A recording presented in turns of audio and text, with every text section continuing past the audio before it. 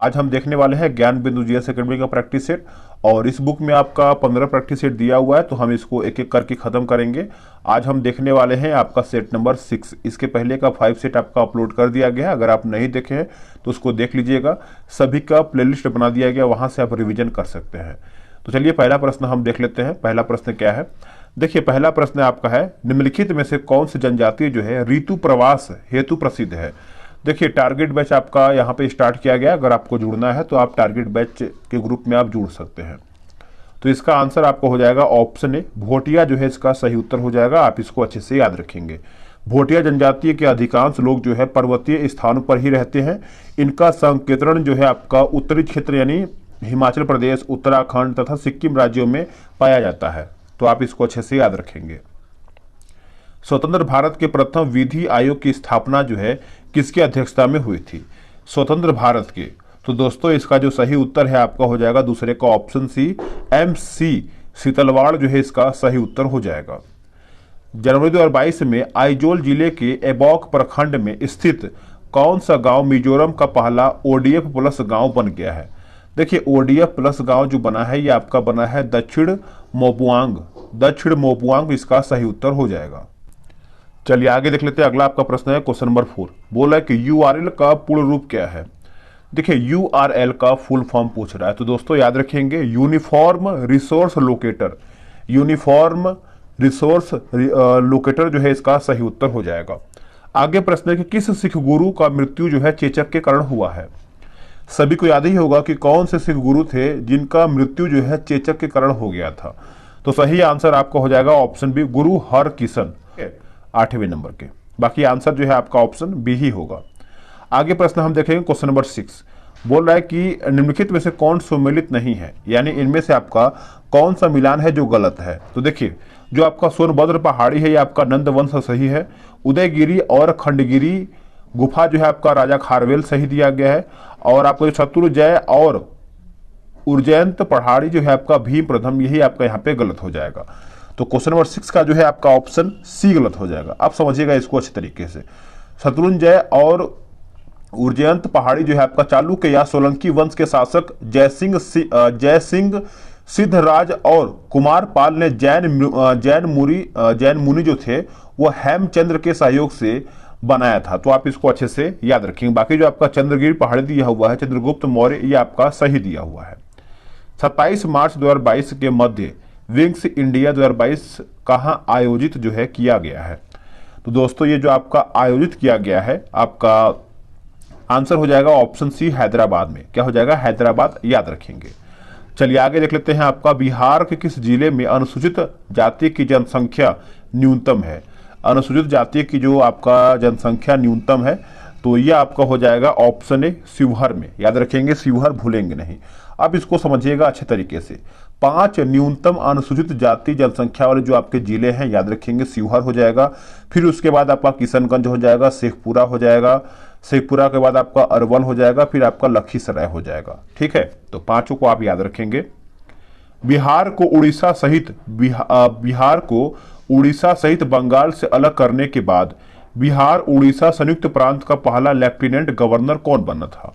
तो lieutenant governor जो बना था दोस्तों ये आपको हो जाएगा option C, sir Charles Stuart Bailey हो जाएगा। ऑप्शन सी इसका सही उत्तर हो जाएगा।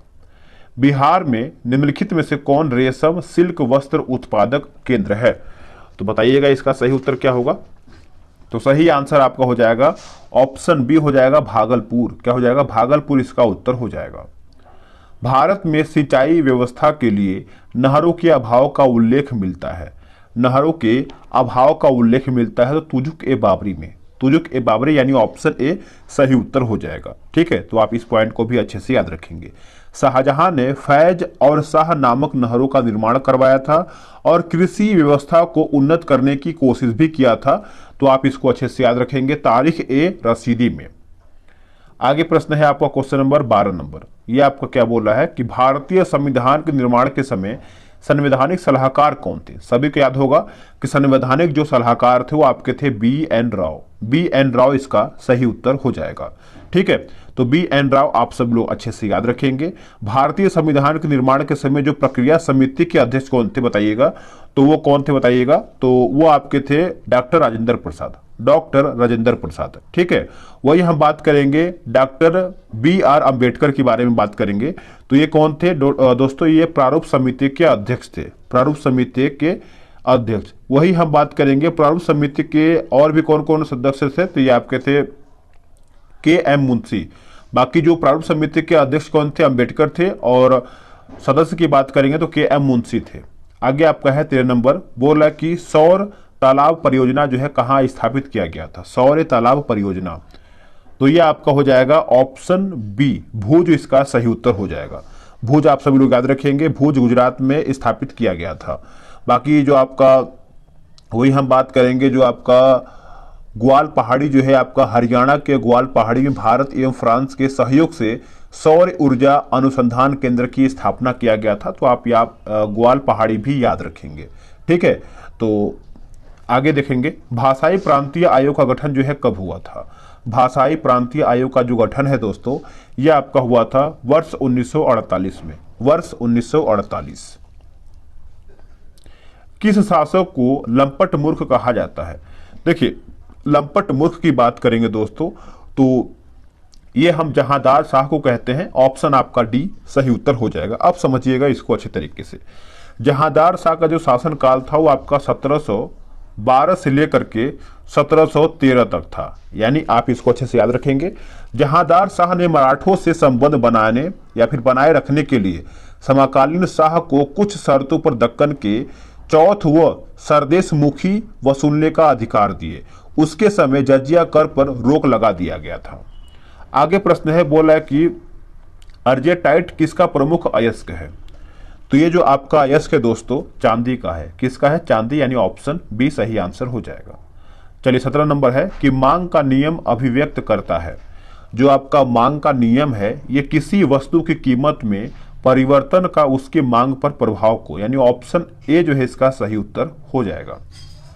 28 जून 2022 के मध्य G7 राष्ट्रों का 48वां शिखर सम्मेलन 2022 कहां संपन्न हुआ है।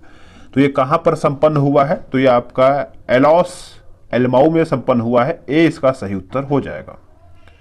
19 नंबर आपका बोला कि अनुच्छेद 1 संबंधित है किससे। सिंपल प्रश्न है, आप सभी लोग आंसर इसका कर दिए होंगे 19 का। देखिए अनुच्छेद 1 जो है ये आपका संबंध रखता है संघ का नाम और उसके राज्य से। तो आंसर जो है आपका ऑप्शन सी सही उत्तर हो जाएगा। वही आपको याद रखना है कि अनुच्छेद 2 में आपका है कि नए राज्यों का प्रवेश या स्थापना। अनुच्छेद 3 में है कि नए राज्यों का निर्माण और वर्तमान राज्यों के क्षेत्रों, सीमाओं या नामों में परिवर्तन। ठीक है, तो आगे हम देख लेते हैं। आपका अगला प्रश्न है क्वेश्चन नंबर 20। शेर शाह के समय तांबे के दाम और चांदी के रुपया की विनिमय दर क्या था। तो विनिमय दर आप सब लोग याद रखेंगे दोस्तों। क्वेश्चन नंबर 20 का जो सही आंसर है आपका हो जाएगा 64:1 में था, यानी ऑप्शन डी इसका उत्तर हो जाएगा। गोल्डन राइस एक प्रचुर स्रोत है किसका। गोल्डन जो राइस है आपका प्रचुर स्रोत है विटामिन ए का। किसका, विटामिन ए, ऑप्शन ए। आगे है कैंटन शब्द किससे संबंधित है। कैंटन शब्द जो है ये आपको देखने को मिलता है चीनी समुद्री बंदरगाह से। चीनी समुद्री बंदरगाह, ऑप्शन बी इसका सही उत्तर हो जाएगा। चलिए आगे देख लेते हैं। आगे आपका प्रश्न है 23 नंबर, बोल रहा है कि विश्व की पहली फिशिंग कैट जनगणना का आयोजन निम्नलिखित में से किस झील में किया गया है। तो ये कौन से झील में किया गया है, तो ये आपका हो जाएगा ऑप्शन ए, चिल्का झील, जो कि ये उड़ीसा में पड़ता है। तो ऑप्शन ए इसका उत्तर हो जाएगा। ठीक है, चलिए आगे हम देख लेते हैं 24 नंबर क्या बोल रहा है। 24 नंबर आपका है निम्नलिखित युग्मों पर विचार कीजिए, पहाड़ियां और क्षेत्र दिया हुआ है। तो सही मिलान करके बताना है कौन आपका यहाँ पे सही दिया गया है। तो देखिए इसमें आपका जो महादेव पहाड़ियां दिया गया है मध्य भारत सही है, और मिकिर पहाड़ियां जो है आपका पूर्वोत्तर भारत सही दिया गया है। ठीक है, तो आप इसको अच्छे से याद रखेंगे। बाकी जो आपका यहाँ पे कार्डमम पहाड़ियां है ये केरल के दक्षिण पूर्व तथा तमिलनाडु के दक्षिण पश्चिम भागों में स्थित है। ठीक है, तो आप इसको अच्छे से याद रखेंगे। आगे आपका प्रश्न है, बोला कि तनख्वाह समिति का संबंध जो है किससे है। वेरी इंपॉर्टेंट, सभी लोग आंसर भी सही किए होंगे। तनख्वाह जो समिति है दोस्तों, ये आपका ऑप्शन बी हो जाएगा। चुनाव कानूनों एवं चुनाव सुधारों से जुड़े तमाम मामलों की जांच से, यानी ऑप्शन आपका 25 का 20 सही उत्तर हो जाएगा। खजुराहो के प्रसिद्ध विष्णु मंदिर यानी चतुर्थ मंदिर का निर्माण किसने करवाया था? तो ये किसके द्वारा करवाया गया था? तो ये आपका हो जाएगा ऑप्शन सी, यशोवर्मन के द्वारा ये करवाया गया था। सी इसका सही उत्तर हो जाएगा। यशोवर्मन एक साम्राज्यवादी शासक था, ठीक है, साम्राज्यवादी शासक था। आगे प्रश्न है 27 नंबर, बोला है कि उरेयूर प्रसिद्ध है किसके लिए? देखिए, जो आपका ये उरेयूर है यानी उरेयूर प्राचीन काल में सूती कपड़ा के व्यापार के लिए प्रसिद्ध है। ऑप्शन बी आंसर हो जाएगा। इसमें भी आपका मिलान करना है, मिलाते हैं इसको अच्छे तरीके से। देखिए, जो आपका पतझड़ वन दिया गया है, ये आपका मैच करेगा पतझड़ वन राजस्थान, कक्ष वनस्पति जो आपका दिया हुआ है सुंदरवन, शंकु वृक्ष वन जो आपका है ये आपका हो जाएगा हिमाचल प्रदेश, और उष्ण कटिबंधीय वन आपका हो जाएगा साइलेंट वैली। तो आंसर आपका ए सही उत्तर हो जाएगा। आगे आपका प्रश्न है 29 नंबर, ये आपका बोला है कि निम्नलिखित विवादों में से किसमें सर्वोच्च न्यायालय ने प्रस्तावना को भारतीय संविधान की मौलिक संरचना का भाग स्वीकार किया है? आंसर आपका हो जाएगा ऑप्शन डी, केशवानंद भारतीय विवाद, यानी ऑप्शन आपका डी सही उत्तर हो जाएगा। देखिए, केशवानंद भारतीय बनाम केरल राज्य 1973 के मामले में अधिकांश न्यायाधीशों द्वारा वाद विवादों के पश्चात प्रस्तावना को संविधान का अंग जो है स्वीकार किया है। तो आप याद रखेंगे, मार्च 2022 में किस राज्य की विधानसभा देश की पहली पेपरलेस विधानसभा बन गई है? पेपरलेस विधानसभा बन गया है। तो ये आपका करंट का प्रश्न है, तो इसका आंसर आपका हो जाएगा ऑप्शन सी, नागालैंड। क्या हो जाएगा? Nagaland, option C. 18वीं सदी में भारत में लड़े गए युद्धों का निम्नलिखित में से सही कालक्रमानुसार कौन सा सही है? तो सही की बात करेंगे तो देखिए, ये आपका हो जाएगा ऑप्शन बी, अंबर युद्ध, पलासी युद्ध, वांडीवास युद्ध और बक्सर युद्ध। तो 31 का जो सही उत्तर है आपका ऑप्शन बी हो जाएगा। अब याद रखेंगे कि अंबर का युद्ध कब हुआ था? तो अंबर का जो युद्ध हुआ वो आपका हुआ था 1749 में हुआ था, ठीक है। और जो आपका वांडीवास का युद्ध है ये आपका हुआ था 1760 में हुआ था। और पलासी का युद्ध सभी को याद ही होगा कि 1757, और बक्सर के युद्ध 1764 में, ठीक है। आगे देखेंगे, कीट भक्षी पौधे कीट जो आपके भक्षी पौधे हैं जिस मृदा में उगते हैं उसे हम कमी कहते हैं, यानी किसकी कमी कारण ये सब उगते हैं? तो इसका उत्तर आपको हो जाएगा ऑप्शन सी, नाइट्रोजन की। पूर्ण स्वाधीनता की मांग किस अधिवेशन में किया गया था? देखिए, जो आपका पूर्ण स्वाधीनता था दोस्तों, मद्रास, ऑप्शन 33 का ए उत्तर हो जाएगा। आप समझिएगा इसको अच्छे से। देखिए, कांग्रेस की 43वीं अधिवेशन 1927 मद्रास अधिवेशन में पूर्ण स्वाधीनता की मांग की गई थी, जिसकी अध्यक्षता जो है डॉक्टर M.A. अंसारी ने किया था। M.A. अंसारी ने किया था। आगे प्रश्न है, निम्नलिखित युग्मों में से असत्य का चयन करके बताएं, इनमें से आपका गलत कौन सा है? देखिए, नंद वंश महापद्म नंद सही है, पल्लव वंश आपका सिंह विष्णु सही है, गढ़वाल वंश जो है आपका चंद्रदेव सही है, जो आपका सातवाहन वंश दिया गया है वासुदेव, जो कि गलत है। देखिए, सातवाहन वंश के जो संस्थापक थे वो सीमुक थे। कौन थे? सीमुक। विश्व शौचालय दिवस कब मनाया जाता है? देखिए, विश्व शौचालय दिवस जो है ये हम मनाते हैं 19 नवंबर को। कौन सी तारीख को मनाते हैं? 19 नवंबर को। तो आप इसको अच्छे से याद रखेंगे। 35 का सही उत्तर आपका ऑप्शन सी सही उत्तर हो जाएगा। आगे है, स्वनिर्भर नारी योजना के संबंध में कौन सा कथन यहाँ पे सही है? स्वनिर्भर नारी, तो दोस्तों ये आपका हो जाएगा ऑप्शन डी, उपयुक्त सभी सही है। पढ़ते हैं, 19 जुलाई 2022 को इस योजना का शुभारंभ जो है मुख्यमंत्री हेमंत बिस्वा शर्मा असम द्वारा किया गया है। यह जो है आपका हथकरघा और कपड़ा विभाग की पहल है। इस योजना में हथकरघा बुनकरों से संबंधित 31 हस्तनिर्मित वस्तुओं को शामिल किया गया है। तो इस प्रकार से याद रखेंगे, डी इसका उत्तर हो जाएगा। आगे प्रश्न है कि न्यायिक पुनर्विलोकन की शक्ति किन अनुच्छेद में अंतर्निहित है? बताइएगा। यह आपका अंतर्निहित है दोस्तों। तो 37 का जो सही आंसर है ऑप्शन डी हो जाएगा, 13, 32, 226, ये आपका अनुच्छेद है। तो आप इसको अच्छे से याद रखेंगे। 38 का जो सही, एक सेकेंड, 38 है ना, तो सॉरी 37 है, तो 37 का ऑप्शन डी ही होगा। 13 हो जाएगा, 32 हो जाएगा और 226 हो जाएगा, ऑप्शन डी। आगे की सुप्रसिद्ध चित्र जो कि बनी ठगी बनी ठनी किस शैली है, यानी किस शैली का है बनी ठनी। तो इसका जो सही उत्तर है आपका 37 का, बताइएगा क्या होगा, 38 का क्या होगा, माफ कीजिएगा सभी लोग। 38 का देखिए आपका हो जाएगा किशनगढ़ शैली, किशनगढ़ शैली। आगे प्रश्न है कि पटना पश्चिम बिहार किस जनपद में स्थित है। पटना पश्चिम बिहार जो है ये आपको देखने को मिलता है एटा में। कहां पे, एटा, ऑप्शन ए इसका उत्तर हो जाएगा। पुस्तक मोदी इंडिया कॉलिंग 2021 के लेखक कौन है। तो 2021 के जो लेखक है आपके, ऑप्शन सी हो जाएगा चांदमल कुमावत, चांदमल कुमावत, ऑप्शन सी। निम्नलिखित में से कौन सा जैव मंडल संरक्षित क्षेत्र भारत में नहीं है। तो भारत में नहीं है, तो देखिए नो करेक्ट, भारत में है। कोल्ड डेजर्ट भारत में है, डिब्रू सेखवा भारत में, लेकिन जो आपका लौका दिया हुआ है ये आपका भारत में नहीं है। तो 41 का आंसर आपका सी सही उत्तर हो जाएगा। ठीक है, तो देखिए ये आपका जो दिया हुआ है कि लौका बायोस्फीयर जैव मंडल स्थित, यानी जैव मंडल रिजर्व चिली में स्थित है। तो आप इस पॉइंट को अच्छे से याद रखेंगे। भारतीय संविधान के किस अनुच्छेद के तहत सर्वोच्च न्यायालय भारतीय नागरिकों के मूल अधिकारों की सुरक्षा प्रदान या फिर सुरक्षा करता है। तो बताइएगा, सभी को याद ही होगा। 42 का आंसर आपने किया होगा अनुच्छेद 32, जो कि आपने सही आंसर किया है। आगे आपका है 43 नंबर। ये आपका क्या बोल रहा है, बोल रहा है कि साना लामोक नामक लोकगीत किस राज्य में प्रचलित है। साना लामोक, तो ये आपका हो जाएगा ऑप्शन ए मणिपुर। क्या हो जाएगा, मणिपुर इसका सही उत्तर हो जाएगा। आगे देखिए मिलान करके बताना है, सूची 1 और सूची 2 को मिलाते हैं इसको अच्छे तरीके से। देखिए 44 नंबर है, तो इसका सही उत्तर क्या होगा समझिएगा। प्रथम कर्नाटक युद्ध जो है आपका हो जाता है एक्सला सेपेल की संधि से अंत हो जाएगा। तृतीय कर्नाटक युद्ध जो है ये आपका हो जाएगा पेरिस की संधि से अंत। द्वितीय कर्नाटक युद्ध जो है ये आपका हो जाएगा डुप्ले की हार। प्रथम मैसूर युद्ध जो है ये आपका हो जाएगा ब्रिटिश की हार। तो ऑप्शन जो है आपका यहाँ पे सी सही आंसर हो जाएगा। आप ऑप्शन जो है इसका अरेंज कर लीजिएगा अपने हिसाब से।